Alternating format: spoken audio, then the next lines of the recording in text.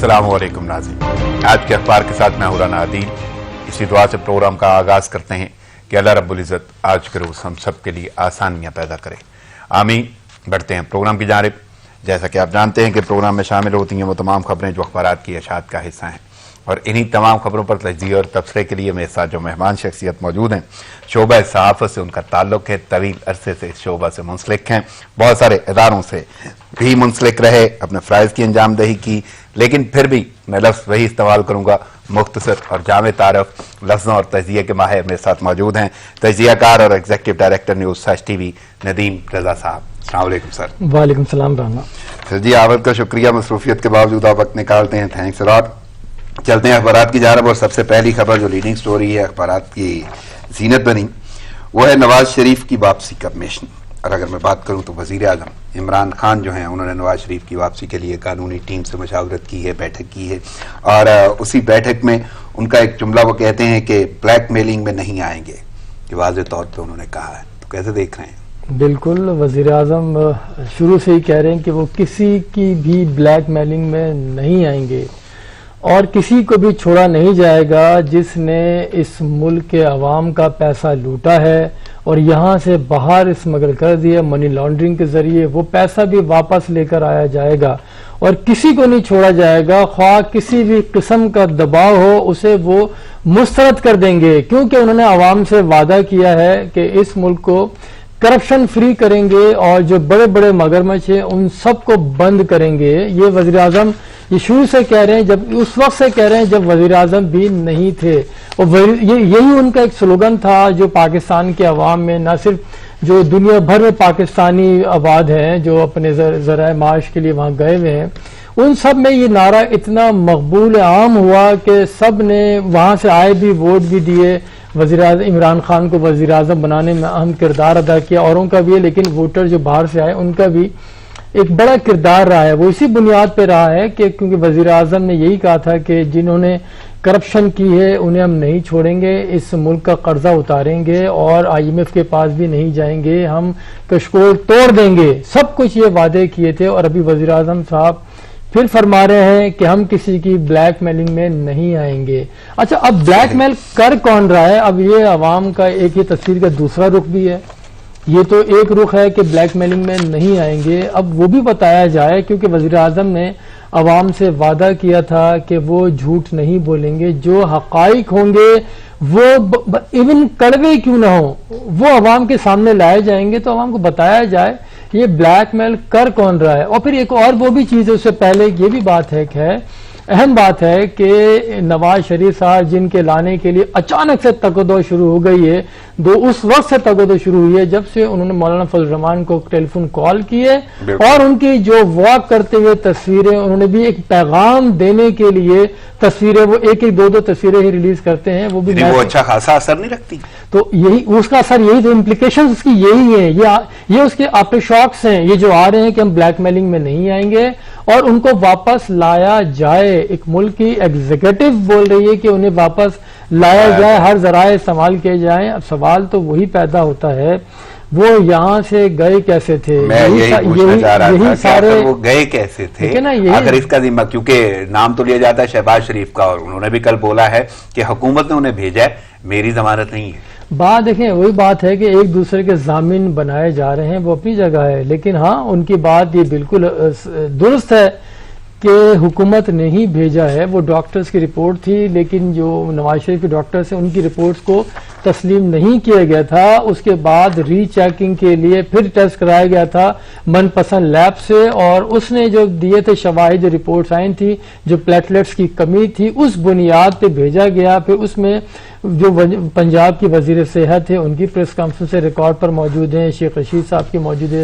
ये तमाम बातें ऑन द रिकॉर्ड हैं, इवन वजीर आजम साहब की भी। तो फिर अब बात यह है कि आप कह रहे हैं उनको वापस लाया जाएगा जिन्होंने भेजा। अगर रिपोर्ट्स जाली थी तो फिर उनके भी खिलाफ कार्रवाई होनी चाहिए, जिन्होंने उस वक्त कहा था कि इनको जाने दिया जाए, इस जिंदगी का मामला है। तो अब कैसे फिर ये हो गया? अच्छा, फिर वो भी देखिए हर जराए इस्तेमाल करके वापस लाया जाए, تو یہ ہر ذرائع کون سے ذرائع ہیں؟ اچھا کس سے وہ اپیل کی جا رہی ہے کہ وہ لے کر آئیں؟ آپ اتھارٹی ہیں، وزیر اعظم کے پاس اختیار ہے اور سب ایک پیج کے اوپر بھی ہیں، اور پھر اس ایک پیج کے باوجود پھر اس طرح کے بے بسی کا، میں اس کو بے بسی کا وہ سے تشبیہ دوں گا کہ بے بسی کے اظہار وزیر اعظم تھوڑا سا اگر آگے چلوں تو آپ نے ایک سوال اٹھایا کہ بلیک میل کر کون رہا ہے، تو ایک اور جملہ آتا ہے جس کا ذکر کل پھر شیخ رشید نے بھی کیا کہ عمران خان بڑا فیصلہ کر سکتے ہیں، این آر او نہیں دیں گے. یہ این آر او کون مانگتا ہے؟ یہ بھی تو ایک سوال ہی ہے. اور دوسرا انہوں نے ایک اور جملہ بولا ہے مریم نواز کے حوالے سے کہ وہ اب شہباز شریف کو پھنسانے جا رہی ہیں. اب دیکھیں وہ ان کی پالیٹکس چل رہی ہے اسی طرح سے ہے. وہ ٹھیک ہے، شہباز شریف بھی اپنے بس وہ دوبارہ جب آدمی یہ ڈوب رہا ہوتا ہے وہ ہاتھ پیر ضرور مار رہا ہوتا ہے، تو یہ ان کی وہ کوششیں جاری ہیں کیونکہ لندن سے نواز شریف صاحب ایکٹیو ہو چکے ہیں، تو اب یہ یہاں سے انہیں بھی ایکٹیو ہونا پڑا. جس طرح سے کل جو وائٹ پیپر جاری کیا ہے اور وہ پریس کانفرنس لمبی چوڑی ایک پریس کانفرنس انہوں نے کی ہے، تو وائس ورسا یہ چل رہا ہے. نہیں، وہ جو جملہ آپ نے بولا کہ جب کوئی انسان ڈوب رہا ہوتا ہے تو آپ کو لگتا ہے واقعی شہباز شریف ذرا ڈوبنے کی سمت ہیں؟ دیکھیں وہ ساری چیزیں اسی سمت میں جا رہی تھیں، اسی لیے وہ نکل کر آئے ہیں. انہوں نے پریس کانفرنس کی ہے. جو پہلے باتیں ہو رہی تھی، 3 گروپس موجود تھے کہ مریم نواز کا، پھر وہاں لندن میں، اصل تو لندن میں بیٹھے ہوئے ہیں جو انہیں معلوم ہے کس طرح سے کب کون سا مہرہ استعمال کرنا ہے، وہ وہاں پہ کرتے. پھر شہباز شریف کا اپنا وہ تھا، پھر یہ مریم اورنگزیب خاقان عباسی صاحب کے لیے وہ کرتی تھی، جب انٹرویو بھی دیتے تھے تو وہ مریم اورنگزیب بغیر بلائے وہاں پہنچ جایا کرتی تھی. شہباز شریف کے انٹرویو کے وقت پہ وہ سوالات جو ہونے ہوتے تھے وہ بھی آگے پیچھے پہنچانے کا. بہرحال یہ ساری چیزیں نہیں. تو ایک جملہ تو شہباز شریف نے اور بولا نا کہ کشکول توڑنے کا کہتے ہیں اور ساتھ میں کہتے ہیں گھبرانا نہیں ہے، اور شبلی فراز کہتے ہیں کہ یہ تمام کی تمام ملک کی جو تباہی ہے اس کی ذمہ دار جو ہے وہ شہباز شریف ہی ہیں اور سابق حکومت ہے. ایسا ہی ہے، دیکھیں ایسا ہی ہے، بالکل ہوں گے تباہی کے وہ ذمہ دار ہوں گے. اگر دیکھیں وہ تباہی کے ذمہ دار ہیں، جو بہتری اگر بقول حکومت کے کچھ بہتری بھی آ رہی تو اس بہتری کا ذمہ دار کون ہے؟ پھر اس کے بھی ذمہ دار وہی لوگ ہیں بہتری کے بھی. جب تباہی کے ذمہ دار ہیں، دیکھیں جب آپ کوئی کسی سیٹ کے پر کوئی بیٹھتا ہے اختیار کے ساتھ اور ایک ذمہ داری آپ کے پاس ہوتی ہے، مختلف ادارے مختلف لوگ آپ کے ساتھ اور نیچے آپ کے کام کر رہے ہوتے ہیں، تو اس میں اگر اچھا کام ہو رہا ہے تو آپ اسے اون کرتے ہیں، اور برا کام ہو رہا ہے تو اسے بھی اون کرنا سیکھنا چاہیے ہمیں. کہ کب تک 2 سال گزر چکے ہیں ابھی تک ہم ان کے اوپر ذمہ داریاں لگا رہے ہیں. اس ملک کی آبادی بڑھ رہی ہے کہ اس کی بھی ذمہ داری وہی انہی کے اوپر عائد ہوتی ہے. اس ملک میں دیکھیں تباہی کی ذمہ داری ان پہ لگا رہے ہیں سارے. تو آپ 2 سال سے بیٹھے ہیں اور 2 سال سے پہلے سے آپ کو پختہ یقین تھا، یقین میں محکم تھا کہ حکومت آپ کی بن رہی ہے، تو کیا منصوبہ بندی تھی آپ کو؟ یہیں سے جاری رکھیں گے. مجھے ایک چھوٹا سا وقفہ لینا ہوگا. ناظرین پروگرام جاری ہے، لیتے ہیں ایک شارٹ بریک، ساتھ رہیے گا.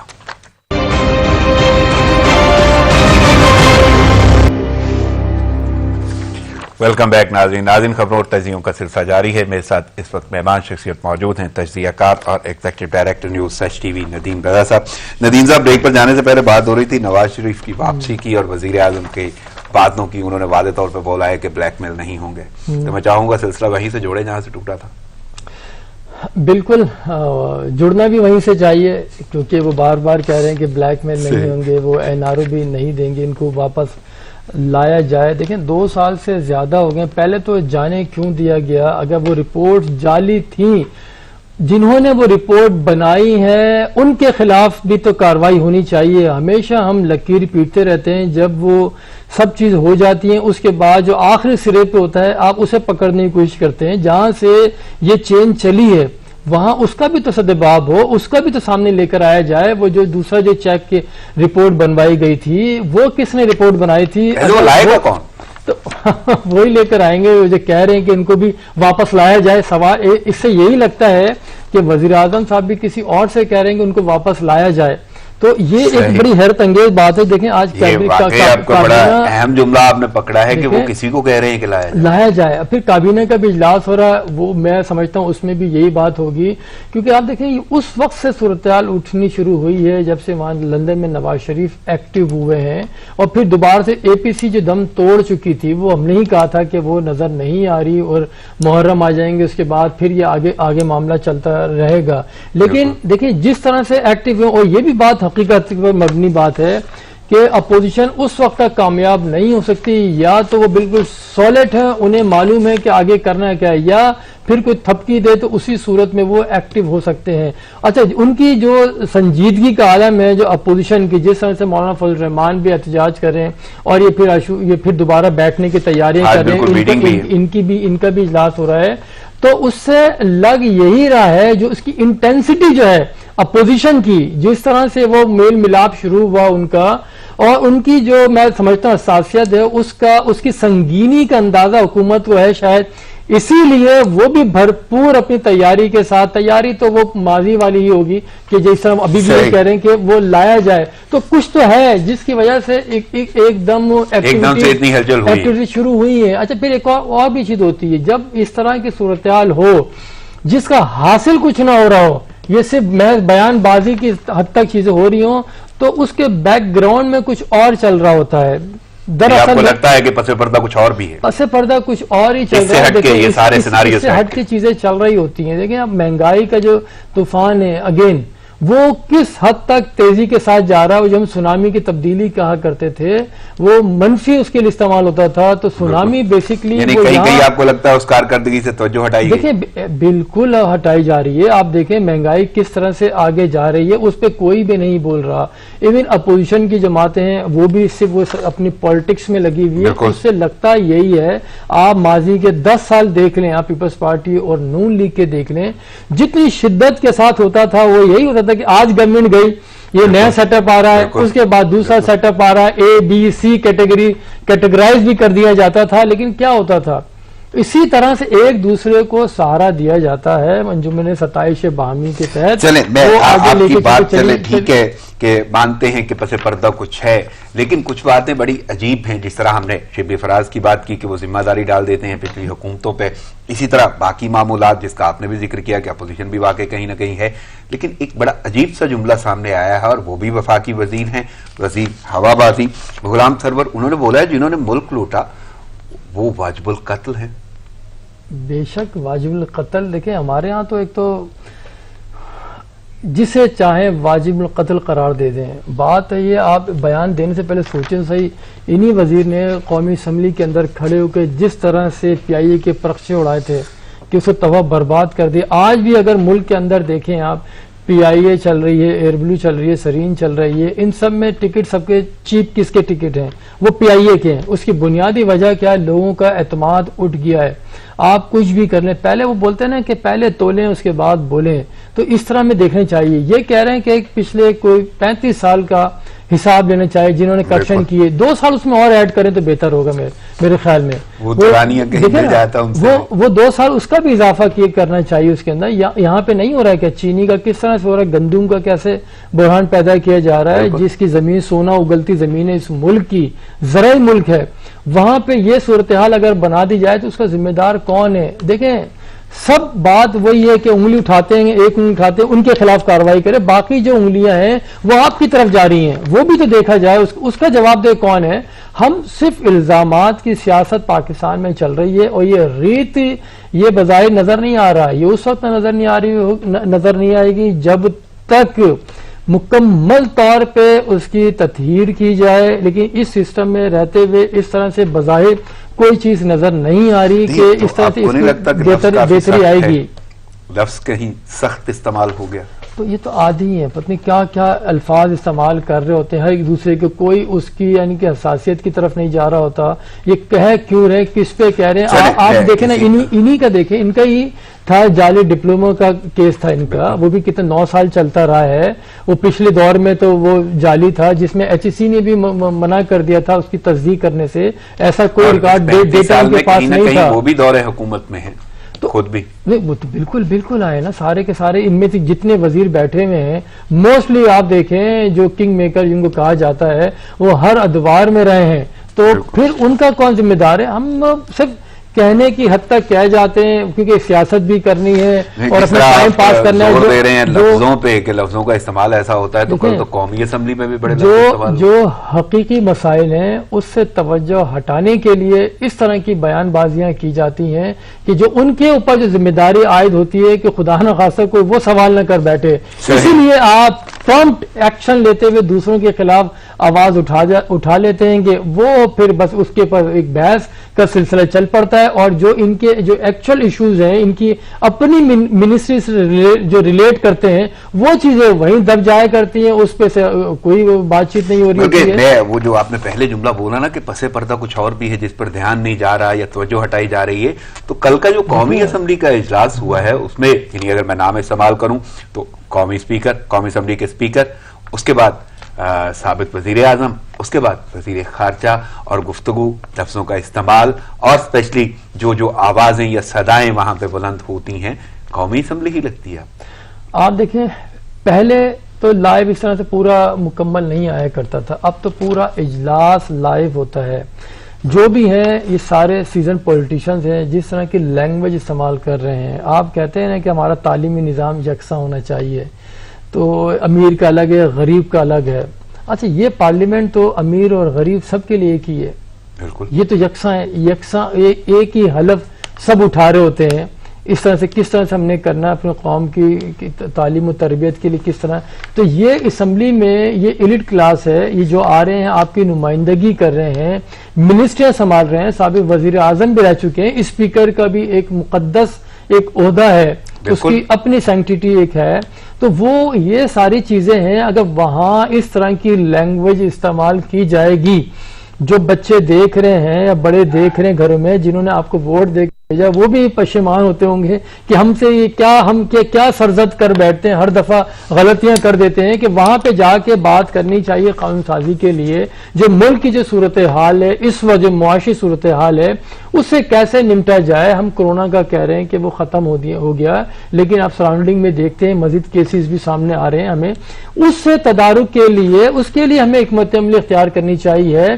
ये जो महंगाई का जो सैलाब आ रहा है, दिन रात जिस तरह से चीजें आगे महंगाई की बढ़ रही आगे, उसके तदारुक के लिए करना चाहिए। जो लेमैन है उनकी बेहतरी के लिए कुछ काम करना चाहिए। नहीं, उसके ऊपर बिल्कुल नहीं करते, सिर्फ और सिर्फ बयानबाजी। फिर ये कहा जाता फुल स्टॉप के साथ, अगर मैंने सच बोल दिया तो आप बैठने के काबिल नहीं होंगे। अगर सच बोल दिया तो इसका मतलब वही है कि अभी तक जो आपने तकरीर की वो सच नहीं थी। बिल्कुल, तो ये लफ्ज वाकई आपने अच्छा उठाया है कि लफ्ज अगर इस्तेमाल होगा तो जो बोला गया वो सच नहीं है। तो हम क्या रहे हैं, हम अगर मगर के उसमें पड़ जाते हैं कि अगर हमारे खिलाफ आवाज उठाई तो हम सच बोल देंगे, आप बैठने के काबिल नहीं रहेंगे। जहां पे ये सियासत हो, कंप्रोमाइज की हर सतह पे कंप्रोमाइज है आप, या कभी किसी कहने पे इस तरह के स्टेटमेंट दे रहे होते हैं, या जो आपकी अपनी कारकर्दगी है। देखें, हुकूमत की कारकर्दगी एक अपनी जगह, जो उन्होंने किया वो सबके सामने, मुल्क के अवाम के सामने, लेकिन इसमें अपोजिशन का किरदार भी है। उन्हें जो किरदार अदा करना चाहिए था, मैं समझता हूं वो उस तरह इन्होंने अदा नहीं किया। शायद ये सूरत हाल इस तरह नहीं होती। आपने फ्री हैंड दिया, हर चीज में फ्री हैंड दिया, जो चाहते थे हुकूमत ने भी किया, लेकिन हुकूमत भी अपोजिशन के इल्जाम लगा रही होती और अपोजिशन हुकूमत से लगा रही होती है। तो इस सारी सूरत हाल में जो इसमें सैंडविच बन रहे हैं वो हम हैं और आप हैं, आप लोग हैं। सही, नदीम साहब गुफ्तगू यहीं से जारी रखेंगे, फिर हमें एक छोटा सा वक्फा लेना होगा। नाज़रीन, प्रोग्राम जारी रहते हैं, एक शॉर्ट ब्रेक, साथ रहिएगा।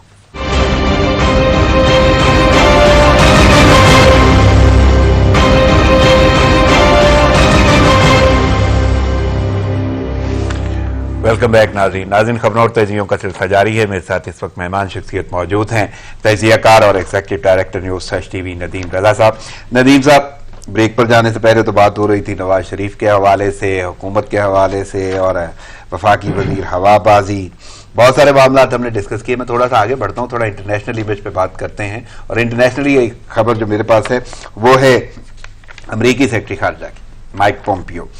उनका मशरिक़ वस्ता का 5 रोज़ा दौरा है और वो जारी है। वो पहले इजराइल में हैं और उसके बाद वो सूडान और फिर बहरीन, फिर उसके बाद यूएई। तो कैसे देख रहे हैं ये दौरा और बयानात?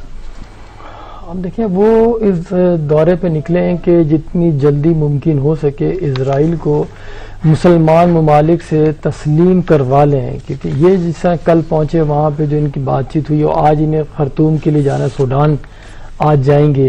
बुनियादी तौर पे तो वो इजराइल को तस्लीम करवाना ही है, लेकिन देखें इस खित्ते में जो हथियारों की दौड़ है, جو وہ پہلے بھی اکثر بات ہے کہ خوف کو بیچ کے، خوف ہے وہ ایران کا خوف، اس کو بیچ کے ہتھیاروں کی فروخت کا جو معاملہ امریکہ F-35 جو طیارے ہیں لڑکے وہ بھی بیچا، وہ اسرائیل کو دیے تھے، اور یہ ہتھیاروں کی ڈیل ہے دونوں ممالک کی، اسرائیل کی اور امریکہ کی۔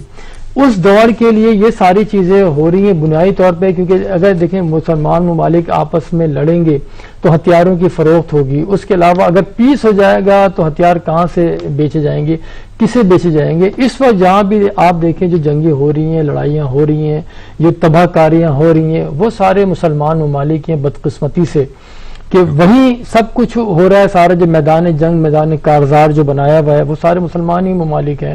آپ دیکھیں لیبیا کا کیا حال کر دیا گیا ہے، وہاں پہ کس طرح سے لوگ اپنی جو پراکسی وارز ہیں، یہ سلسلہ بڑا امریکہ اور رشیا سے جو چلا تھا سلسلہ، جو پراکسی وار دونوں ممالک دور بیٹھ کے دوسرے ممالک کو، چھوٹے ممالک کو استعمال کرتے تھے اپنے مفاد کے اندر، اب ہر ملک کی یہی خواہش ہے اس کے ملک اپنے ملک میں لڑائی نہ ہو، اس سے باہر ہو، یا جہاں مفادات کا ٹکراؤ جہاں پہ آ جاتا ہے وہاں جا کے وہ ایک دوسرے کے خلاف برسر پیکار ہوتے ہیں، اور پھر وہ بدقسمتی سے وہ زمین تیسرے ایک ملک کی ہوتی ہے، وہ بیٹل گراؤنڈ بن جاتا ہے، وہاں ہتھیاروں کا استعمال ہوتا ہے، اس جنگ کا ایندھن اس کے عوام بن رہے ہوتے ہیں، اور جو مفادات حاصل کرنا ہے، کسی نے تیل وہاں سے نکالنا ہے، کسی نے زرعی زمین پہ قبضہ کرنا ہے، اور اسی طرح بیانات بھی اپنا تاثر چھوڑتے ہیں۔ یعنی اگر میں بات کروں مائک پومپیو کی، انہوں نے بولا ہے وہ ایران کو رسائی نہیں دیں گے ہتھیاروں تک۔ دیکھیں وہ بالکل پابندی لگانے، حالانکہ 2 دفعہ تو ابھی ریسنٹ پاس میں انہیں ناکامی کا سامنا کرنا پڑا ہے۔ دیکھیں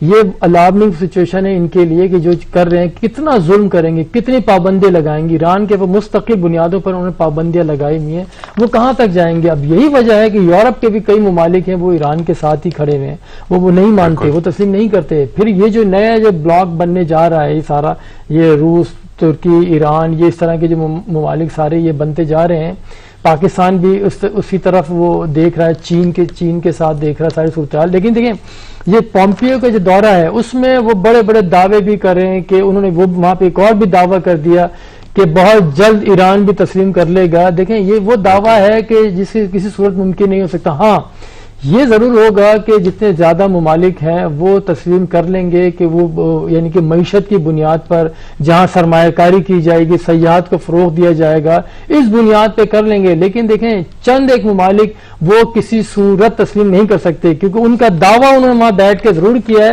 کیونکہ وہ اسی سفارتکاری کے لیے وہاں پہنچے ہیں۔ ان کا یہ جو دورہ ہے مشرق وسطیٰ کا دورہ ہے پومپیو کا، وہ اسی لیے آئے ہیں کہ جو نومبر میں امریکہ کے صدارتی انتخاب ہو رہا ہے اس سے پہلے یہ تحفہ لے کے وہاں جائیں، کہ کیونکہ وہیں وائٹ ہاؤس کے اندر اس ایگریمنٹ پہ دستخط بھی ہونے سارے، کہ یہ پیس ایگریمنٹ فور کالڈ، اس کو پیس ایگریمنٹ کا نام دیا جا رہا ہے۔ لیکن دیکھیں جس طرح سے پاکستان نے بھی جس شدت سے اس کی مخالفت کی ہے کہ پاکستان کسی صورت اسرائیل کو تسلیم نہیں کرے گا، کیوں کہ اس میں پھر کشمیر کا جو موقف ہے اس کی نفی ہوتی ہے۔ وہ یہی وجہ ہے کہ جو عرب ممالک ہیں نہ ہی کشمیر کے اوپر آواز اٹھا رہے ہیں اور نہ ہی فلسطین کے اوپر۔ ہاں یہ ضرور کرتے ہیں کہ جو اسرائیلی فوج جہاں تباہ کاریاں کرتی ہے، بمباری کرتی ہے، اس کے بعد نام نہاد امداد پہنچا دی جاتی ہے۔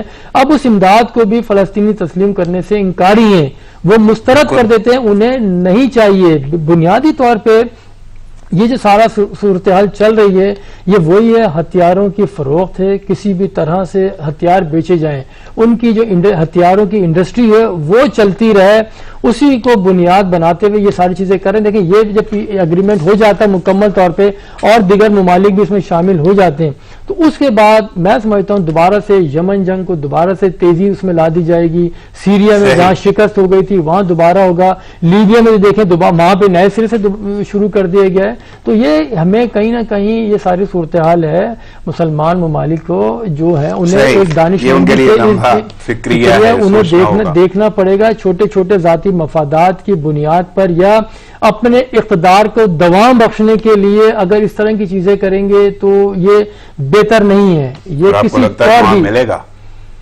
دوام ملے گا۔ دیکھیں نئے بلاک بن رہے ہیں، ٹھیک ہے، اس میں کچھ بھی ہو سکتا ہے۔ یہی وجہ ہے کہ جو اندر جو عرب ممالک ہیں ان کے اندر بھی پاور گیم جو پاور اسٹرگل جو چل رہی ہے وہ انٹرنل اس سے مٹانے کے لیے یہ ساری چیزیں چل رہی ہیں.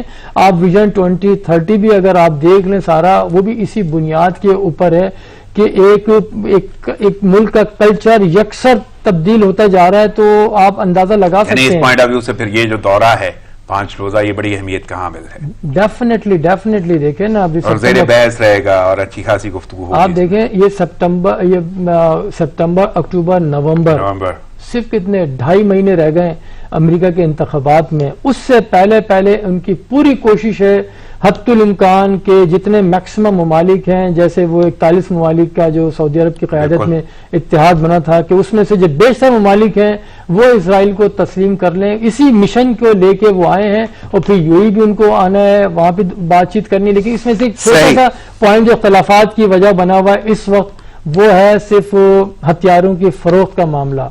اس کو لے کے وہ اسرائیل تھوڑا سا وہ غصے میں ہے کہ کیوں ہتھیار دیے جا رہے ہیں یہ والے, جبکہ ہمارے انہوں نے مخالفت کر دیا. وہ جو ملاقات بھی تھی وہ بھی منسوخ ہو گئی ہے, جبکہ وہ ہو جائے گی دوبارہ وہ ہو جائے گی. لیکن یہ امریکہ کا یہ دعویٰ ہے کہ ہم نے 20 سال تک کے لیے اتنے جدید ہتھیار یوئی کو فراہم کر دیے گئے ہیں کہ اسے اور کسی چیز کی ضرورت نہیں ہے. صحیح, یعنی یہ وہ پھر وہی دوڑ ہے, وہی دوڑ ہے, ہتھیاروں ہی کی دوڑ. صحیح. ندیم صاحب آگے بڑھتے ہیں اور تھوڑا سا شہر کراچی کی بات کرتے ہیں. کراچی کی جو صورتحال ہے, اور کل ہم نے ایک کانفرنس دیکھی جس میں میئر کراچی کو کہ ان کے دورانیے کی آخری کانفرنس تھی 4 سال بعد, یعنی ان کو اچھا خاصا آپ دیدہ ہو گئے, وہ رونا آیا, آنسو نکلے, لیکن آخری کانفرنس پہ نکلے اور شدت ہی اچھے خاصے جذبات کی فائلیں اٹھا کے پھینک. دیکھیں اس میں 2-3 چیزیں. ایک تو آپ نے کہا مختصر کیوں بھائی, کراچی ہی تو ہے جس بیک بون ہے پاکستان کی, لیکن اس کو مختصر کیا جا رہا ہے. اچھا دوسری چیز یہ کہ آپ نے بولا کہ ان کے آخری پریس کانفرنس میں آنسو نکلے. اس میں 2 چیزیں, ایک آخری اور آنسو.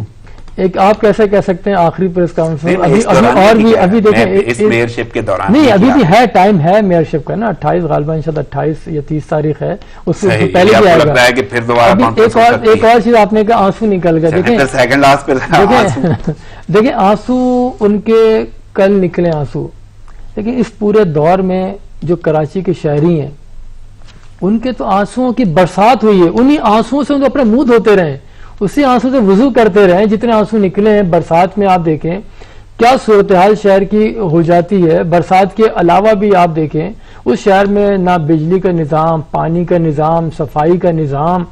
ایک دور تھا کہ صفائی مہم چلائی جاتی تھی شہر کے اندر, راتوں رات پورا شہر کلین ہو جایا کرتا تھا. اب تو کہیں نہ کہیں وہ لگتا یہی ہے کہ ڈیلیبریٹلی چیزیں خراب کی جاتی ہیں اس شہر کی. کوئی بھی نہیں. اب آپ یعنی بے بسی کا عالم, اپنی بے بسی ظاہر کر رہے ہیں. اگر اختیارات نہیں تھے تو بہتر طریقہ تو یہی ہوتا ہے کہ کسی اور کی ذمہ داریاں دیں کہ بھائی میں نہیں کر سکتا, میں نے عوام میں بھی جانا ہے اپنے. اب اینڈ میں آ کے یہ کہہ دینا کہ کچھ بھی نہیں تھا, اتنے خطوط لکھے. کہہ رہے ہیں کہ ایک آدھ کانفرنس اور کر سکتے ہیں تو پھر کسی حد تک شاید اینڈ بھی نہیں ہوگا, لیکن ایک دم سے اتنے جذبات ابھرے ہیں 4 سال میں, کہیں یہ آپ دیدہ نہیں ہوئے. دیکھیں یہ میں وہ کہا نا عوام ہوتے رہے نا پورے 4 سال میں. دیکھیں یہ ہمیشہ اسی طرح ہوتا ہے, سیاست اسی کا نام ہے. جب آپ جا رہے ہوتے ہیں کچھ کیا نہیں ہوتا آپ نے, تو بعد میں اپنے عوام میں واپس بھی آپ نے جانا ہوتا ہے. تو وہ اس کو لے کے جایا جاتا ہے. انتخابات سے پہلے دیکھیں جو اتحادی جماعتیں ہوتی ہیں وہ ایک دوسرے کو الزامات کی بوچھاڑ کر دیتی ہیں, ایک دوسرے کے اوپر کہ ہمیں کام نہیں کرنے دیا, اختیارات نہیں دیے. وہ اس وجہ سے کرتے ہیں کہ آپ نے الیکشن میں جانا ہوتا ہے. اس دورانیے میں انہوں نے 177 خط لکھے ہیں, تو اس سے پہلے کب نہیں, اس سے پہلے کب پھر عوام کو بتایا گیا, یہ ساری چیزیں تھیں. میں جاننا چاہتا ہوں کہ 177 خطوں کے بعد اب وقت ان کا اپنا دورانیہ میئرشپ کا جو ہے اس کا وہ 3 یا 4 دن جس طرح آپ کہہ رہے ہیں, تو پھر یہ واقعی کہیں پہ بھی کوئی جنبش نہیں آئی, احساسات محسوسات جذبات؟ دیکھیں کہیں نہ کہیں تو تھا وہاں پہ کراچی میں جس طرح اختیارات کی لڑائی, یہ آج سے نہیں ہے, یہ مسلسل چلی آ رہی ہے. اختیارات کی لڑائی, ایک دوسرے کو زیر کر دینا, ایک دوسرے کے خلاف باتیں کرنا پریس کانفرنس سے.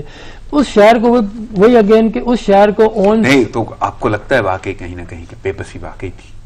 نہیں, وہ دیکھیں اختیارات کا تو مسئلہ تھا, وہاں پہ بہت ڈویژن بہت زیادہ ہے. یہ سڑک ایک سڑک گزر رہی ہے, اسی پہ کنٹونمنٹ کا بھی اختیار ہے, اسی پہ سندھ حکومت کے بھی اختیار ہے, اور وہی بلدیہ کے بھی اس میں آتی ہے. تو یہ کیا ایک سڑک جا رہی ہے, اس میں کھدائی ہو رہی تو کوئی ادارہ ذمہ دار ہے، اس میں گیس کی لائن جاری تو اس کی کوئی اس کی اتھارٹی کسی اور کے پاس ہے. سارا یہ عجیب صورتحال ہے اس شہر کی. ایک شہر ہے لیکن اتھارٹیز کئی ہیں اس شہر کے اندر. اس وجہ سے دیکھیں ایک ہی اتھارٹی ایک ہی ہونی چاہیے، جواب دہ ایک ہی ہونا چاہیے، اس کو بھی رسپانسبل بھی ٹھہرائیں.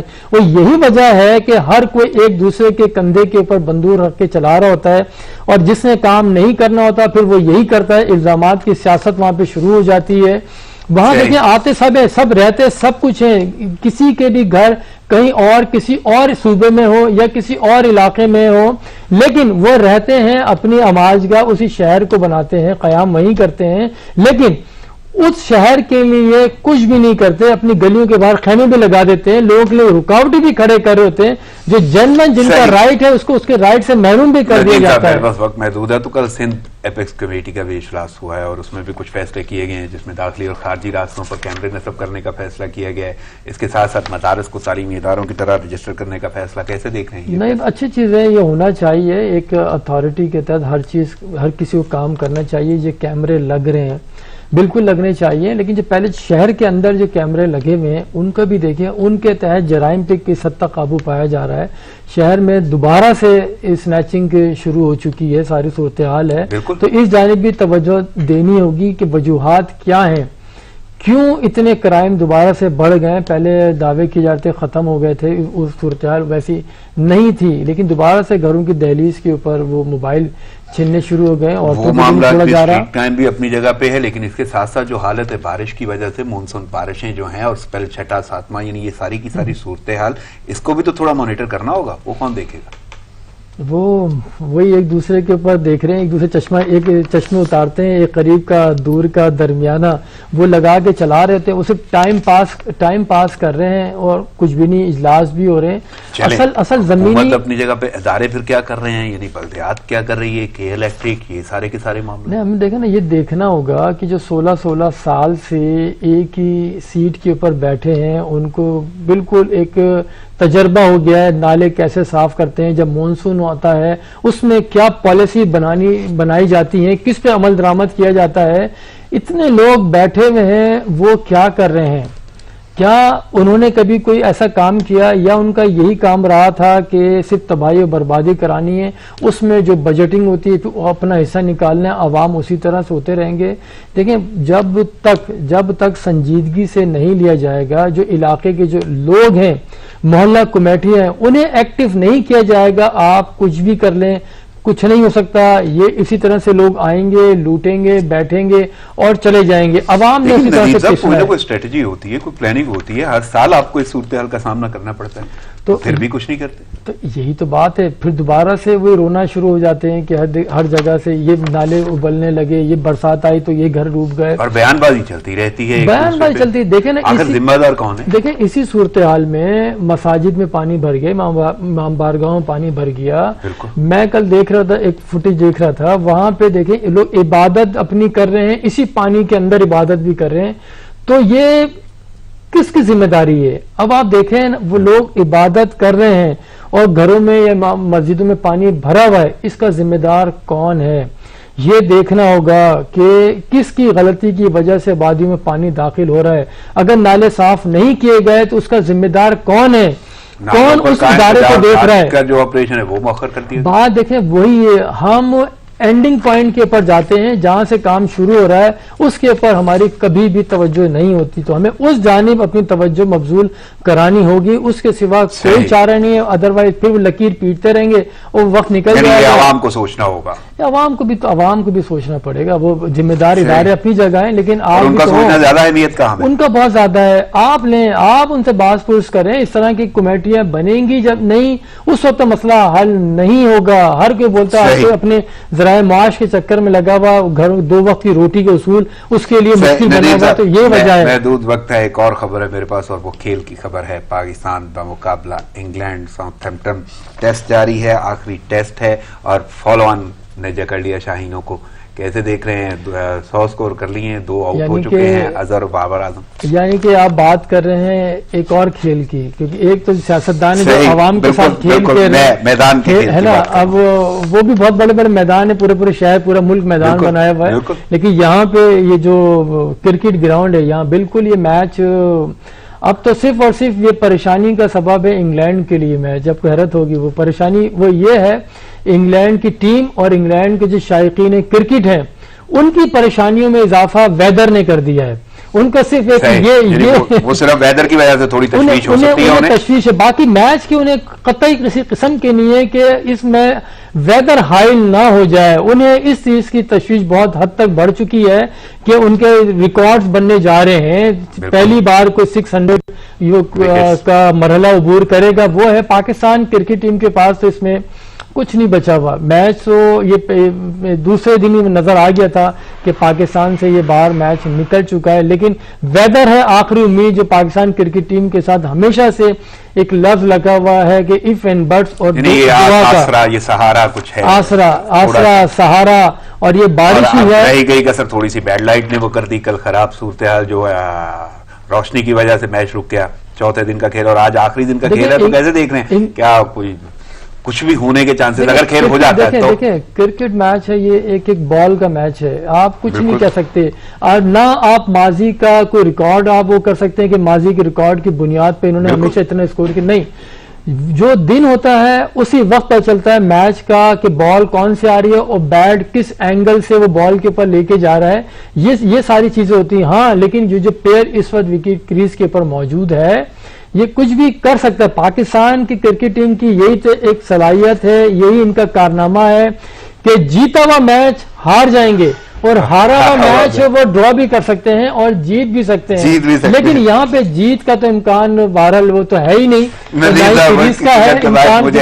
10 साल के बाद शायद ये सीरीज भी अपनी ये हारने जा मुझे इजाजत लेना होगी। आपकी आमद का बहुत शुक्रिया। नाज़रीन, प्रोग्राम का वो खत्म हुआ जाता है, मुझे इजाजत दीजिए, दुआओं में याद रखिएगा। अल्लाह ने के बाद।